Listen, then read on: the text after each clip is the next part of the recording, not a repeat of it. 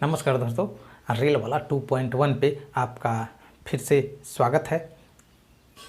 चलिए हम इस वीडियो में बहुत ही बड़े फिजिक्स के कॉन्सेप्ट पे चर्चा करेंगे और जानेंगे।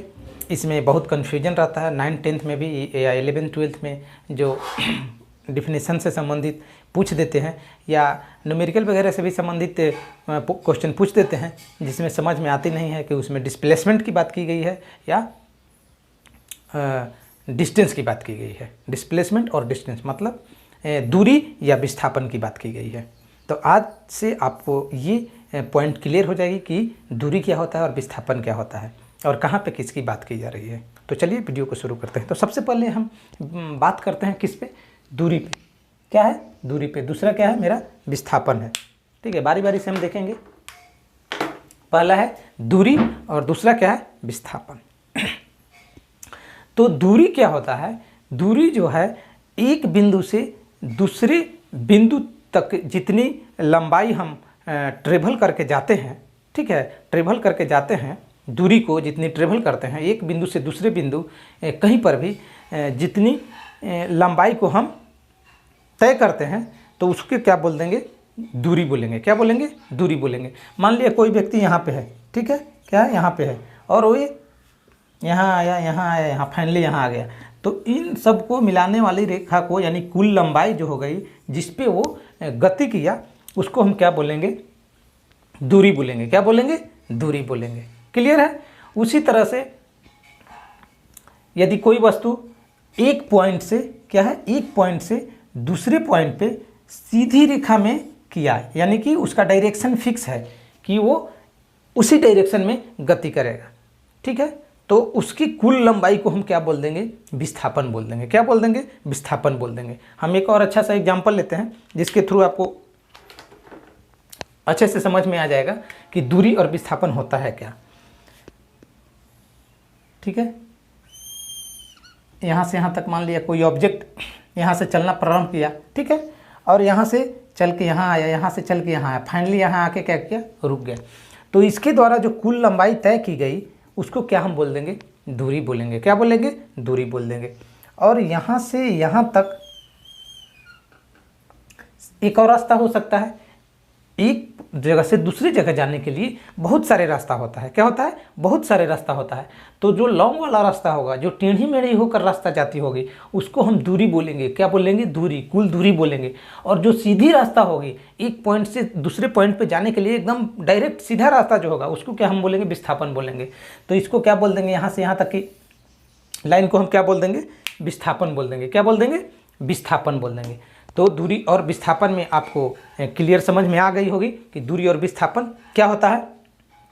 एक पॉइंट और इसमें क्लियर करने वाला है कि क्या हम दूरी को विस्थापन बोल सकते हैं या विस्थापन को दूरी बोल सकते हैं। ठीक है, ये बहुत कन्फ्यूजन वाली बात है। तो अभी मैं आपको बताता हूँ। बताया कि विस्थापन एक बिंदु से दूसरे बिंदु तक जाने को क्या कहते हैं? विस्थापन कहते हैं। जितनी वो लंबाई होगी वो क्या होगा? विस्थापन कहलाएगी। और इसका कुल दूरी जो होगा एक बिंदु से दूसरे बिंदु तक जाने में वो क्या हो जाएगा? सॉरी, कुल लंबाई क्या हो जाएगा? दूरी हो जाएगा एक बिंदु से दूसरे बिंदु तक जाने के लिए। तो ये देखिए, ये भी तो एक बिंदु से दूसरे बिंदु तक जाने के लिए कुल लंबाई ही हुआ और ये भी लंबाई हुआ। तो ये भी लंबाई हुआ और ये भी लंबाई हुआ, तो इसको दूरी बोलेंगे और इसको भी दूरी बोल सकते हैं, ठीक है, चूंकि दोनों लंबाई है। लेकिन इसको, इस लाइन को हम विस्थापन नहीं बोल सकते हैं। यदि कोई वस्तु यहाँ से यहाँ तक आई तो उसको विस्थापित नहीं बोलेंगे, विस्थापन नहीं हुआ, उसमें विस्थापन नहीं बोल सकते हैं, चूंकि ये किसी भी रास्ते जा रहे हैं, सीधी रेखा में नहीं जा रहे, उसका डायरेक्शन फिक्स नहीं है। तो हम विस्थापन को दूरी बोल सकते हैं लेकिन दूरी को विस्थापन नहीं बोल सकते हैं। ठीक है, ये बात क्लियर हो गई।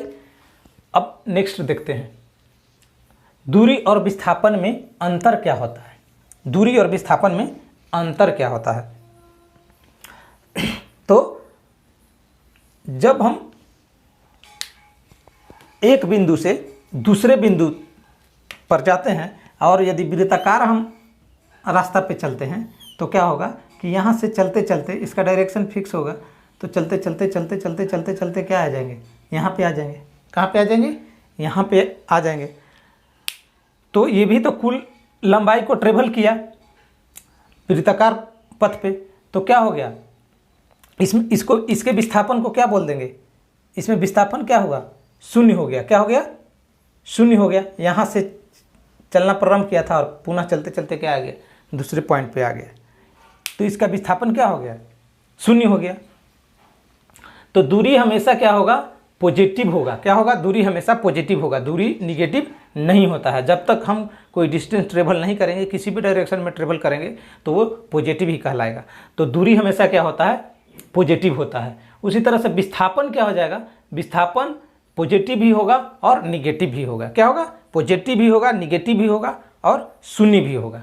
ध्यान रखिएगा, विस्थापन निगेटिव भी, पॉजिटिव भी और शून्य भी। अब मान लिया इस रास्ते से ऐसे चल रहा था, फिर ये बैक गियर लगा देता, ठीक है, तो पीछे की तरफ भी चलने लगता, तो उसको क्या हो जाता, वो तब भी विस्थापन कहलाता। कुछ दूर बैक आता तो विस्थापन कहलाता।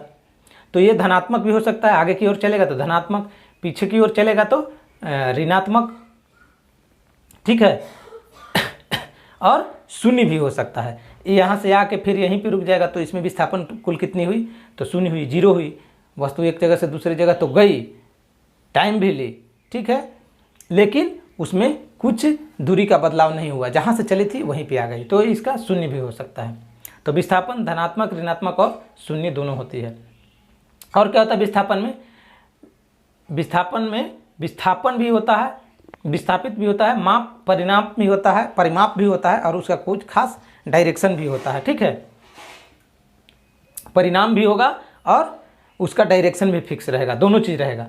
और जिसमें परिणाम और दिशा दोनों रहता है, उससे क्या बोलते हैं, सदिश राशि बोलते हैं। सदिश राशि, अदिश राशि हम बताए थे एक वीडियो में।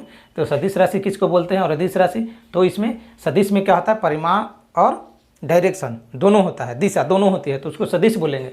और जिसमें केवल परिणाम रहेगा उसको क्या बोलेंगे, अदिश। तो दूरी में क्या है, केवल परिणाम होता है। क्या होता है, परिणाम होता है, तो दूरी क्या हो गया, अदिश राशि हो गया। विस्थापन में परिणाम और दिशा दोनों होता है, तो ये क्या हो गया, सदिश राशि हो गया। तो इस वीडियो में आपको क्लियर हो गया होगा कि दूरी और विस्थापन क्या है। इसके एग्जाम्पल को एक बार देख लीजिएगा, ठीक है। इससे भी एक प्रश्न एग्जाम में बनते ही हैं, और अभी रेलवे की एग्ज़ाम होने वाली है, SSC GD की एग्ज़ाम होने वाली है, MTS की एग्ज़ाम होने वाली है, तो उसमें आपको एक प्रश्न बनेंगे ही बनेंगे। तो इसको क्लियर कर लीजिएगा, वीडियो को एक बार, दो बार, तीन बार आप देखिएगा, दूरी और विस्थापन आपका क्लियर हो जाएगा। तो चलिए इस वीडियो में इतना ही, मिलते हैं फिर ऐसे ही धांसू वीडियो के साथ। अगले वीडियो में आपसे हम मिलते हैं, तो तब तक के लिए धन्यवाद, टेक केयर, बाय बाय।